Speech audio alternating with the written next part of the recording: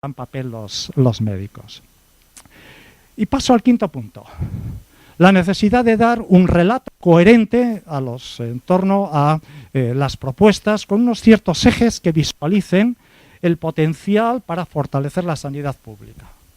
Es importante esto del relato, de visualizar el potencial porque sin apoyo político las reformas es difícil que tengan éxito. Se pueden hacer recortes, pero la experiencia demuestra, y hablaré ahora de experiencias en otros países, que pasada la fase aguda de la crisis o pasada la crisis las cosas vuelven donde estaban y no mejoran. Entonces, a los cambios, tenemos una situación extraordinariamente compleja de crisis fiscal y económica, deuda sanitaria. ¿Cómo plantear estos temas? No hay soluciones simples.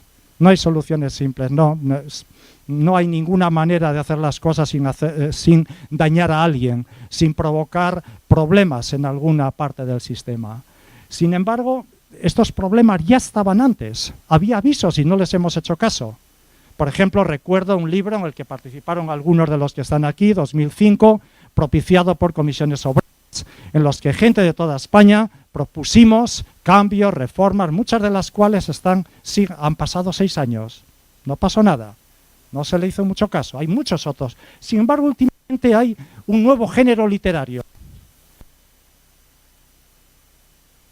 que si tuviéramos más tiempo sería muy interesante traer aquí, de consultorías, de diversas asociaciones, en fin, plantean toda una serie de recetas para cambiar.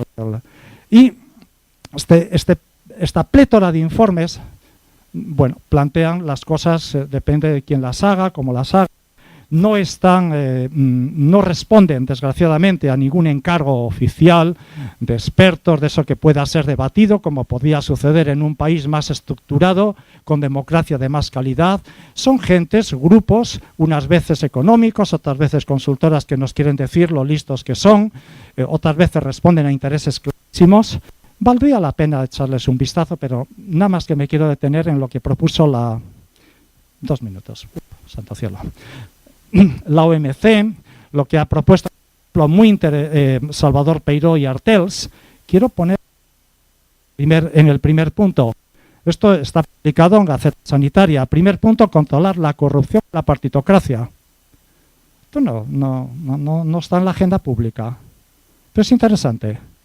Esto son de personas muy sólidas, más. Luego ya vienen otras cosas. Organizar el terciarismo, por ejemplo, pero vale la pena echarles un vistazo a estas cosas. Esto lo paso. Muy importante también, interesante el debate de economía a la salud. Primer punto, efectividad y costes. Esto es un poco más, si quieren, general, pero con algunos puntos muy interesantes. Por ejemplo, desfuncionalizar para profesionalizar. O reformar el gobierno. Entonces, tenemos una serie de cosas que marcan clarísimamente una dirección, pero sería insensato por nuestra parte, para la gente que es estudioso del sistema, proponer cosas sin analizar y ver qué se hace en otros lugares. De igual manera que en medicina vemos qué se hace en otros sitios, cuál ha sido el resultado.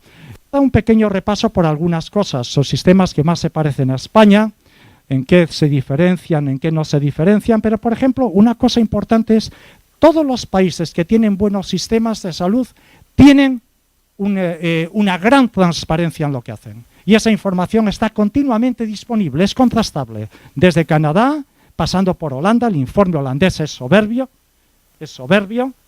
a Suecia, que posiblemente sea el que más nos interese. Aquí tienen, por ejemplo, analizan absolutamente todas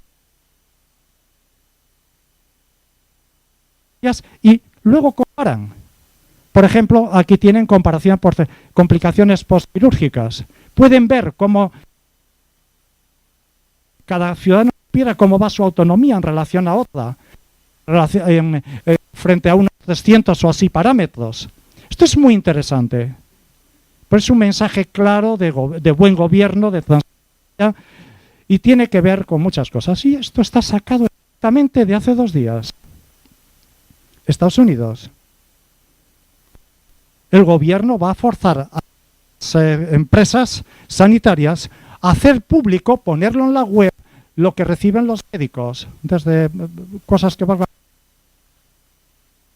Uno de los temas recurrentes en lo que planteamos como soluciones para mejorar las cosas tiene que ver con la ética pública, que es lo que determina confianza en los gobernantes y da a las propuestas rigor y transparencia y credibilidad de nuevo. Hay más cosas, y esto es muy interesante. En la crisis, Canadá tuvo una crisis similar a la nuestra. Si están interesados, he puesto por ahí la página, la web. Se podía aplicar de Canadá. Dos provincias con dos gobiernos distintos hicieron dos aproximaciones diferentes. Ontario buscó una comisión de expertos externa que hiciera los... Es este informe, la presidió un tal Cochon, y vale la pena verlo. Una comisión externa con esto, no una consultora, una comisión pública con una ley que le dio poderes para recortar. Creo que pasaron 75 hospitales. Saskatchewan, más socialdemócrata, los políticos asumieron la tarea, no contrataron a nadie, pero con una gran implicación de la ciudadanía. Este caso ha sido estudiado en un seminario que hubo en mayo de 2011, recientísimo, entre estas dos fundaciones. Algunos de los mensajes. Fue crítico, un cierto optimismo, futuro, comunicar a los ciudadanos, usar evidencia, y el proceso fue más importante que las cosas. A veces, cómo se hacen las medidas de reforma, de recortes, tienen más importancia que los recortes mismos. Este es un mensaje muy importante, vale la pena echar un vistazo a esto. Luego hay también algunos referentes teóricos. Algunos de los planteamientos que se han hecho tienen que ver con el New Public Management. Bueno, esto lo podíamos dejar para luego. Y ya vamos a la cosa más práctica. ¿Por dónde avanzar? ¿Cuáles serían estos ejes que darían credibilidad? Luego en el debate seguro que hay hueco para comentar. Básicamente, las condiciones de buen gobierno de la sanidad pública son dos. Un contexto político general de cultura de buen gobierno, es lo primero que he mencionado, y luego en el sistema sanitario público un esquema que permita hacer bien las cosas. En relación con esto, se me ocurren sintetizar la experiencia propia y ajena en tres grandes ejes, que son de propuestas para el buen gobierno y la buena gestión del sistema sanitario, en línea con los países más ejemplares. Ver qué hacen otros. ¿Qué han hecho? ¿Cómo lo hacen? Dos, impulsar cultura de excelencia clínica y valores del profesionalismo. He mencionado antes, la medicina es una actividad profesional. Sea médico, enfermera y demás. Y este es un tema absolutamente clave.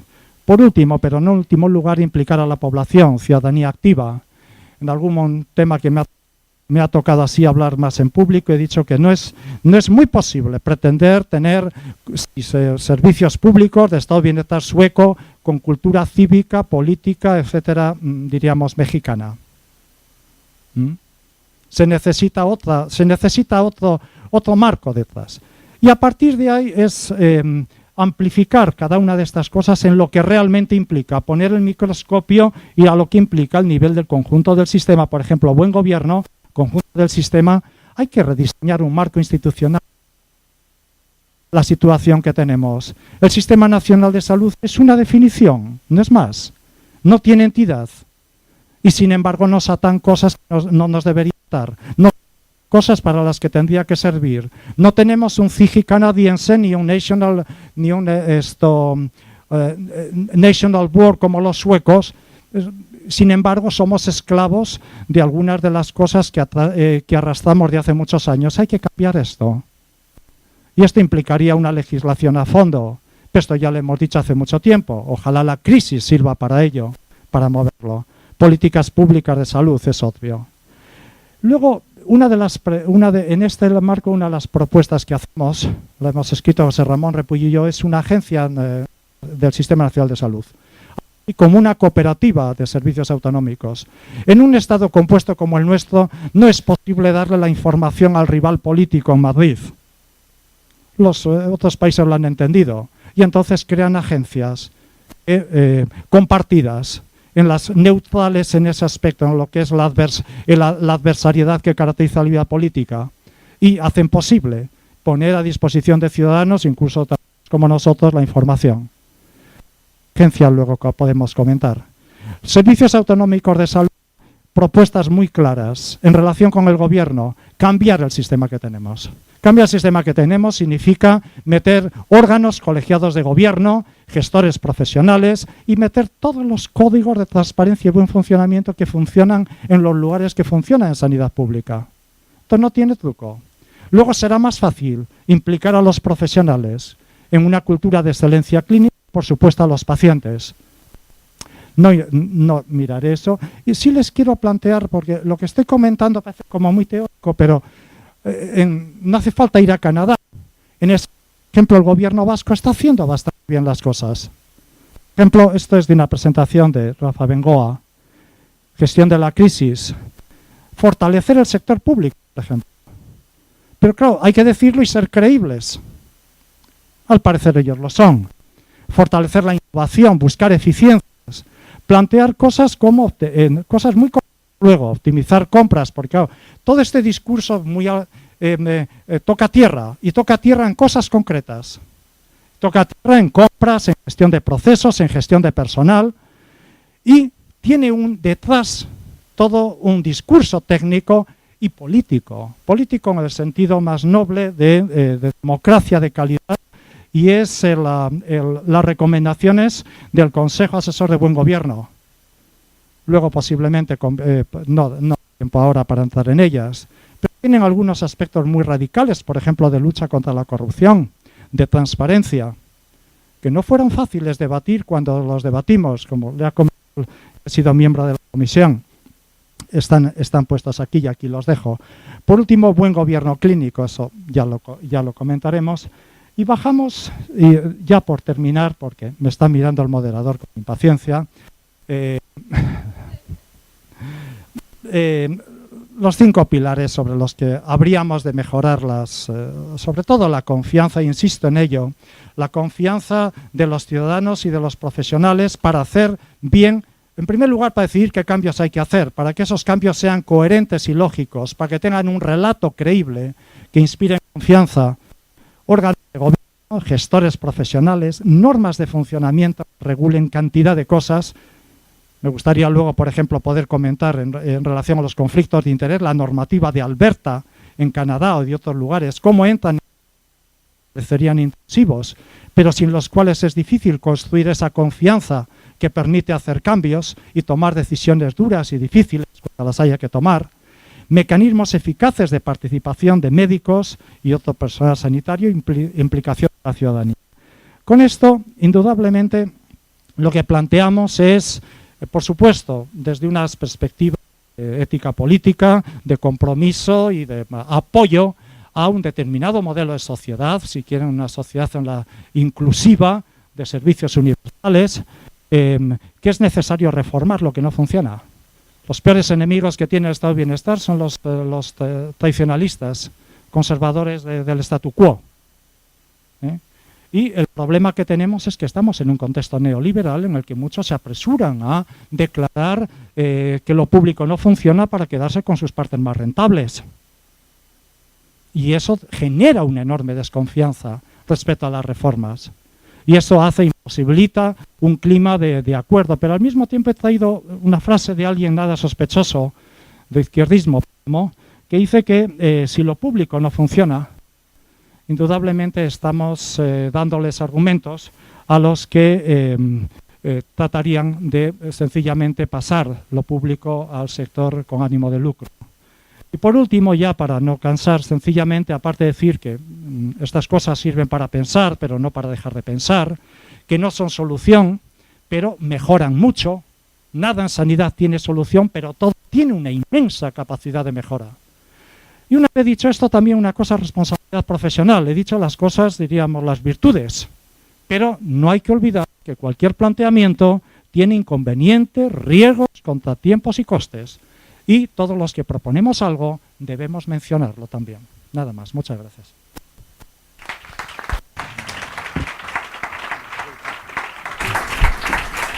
Gracias, Juan Manuel. Hemos sido generosos porque además vienes de lejos, con lo cual no te haríamos venir de tan lejos y te cortaríamos antes de tiempo. Però en tot cas, gràcies. Té la paraula la Roser Fernández. Gràcies.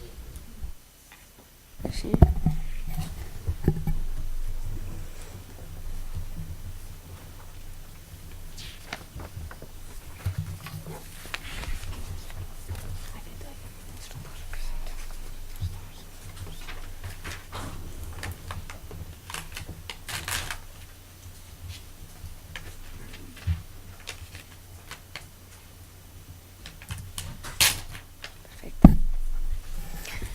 Bé, moltes gràcies a tots. Anirem tocant una mica de peus a terra ara, a mesura que vagi passant la sessió. Jo la veritat és que després d'escoltar tot el coneixement del professor Freire incorporat en la situació actual, que dona molt de sí, en el meu cas no incorporaré tant element conceptual, sinó més quina és la situació en la que també estem aquí.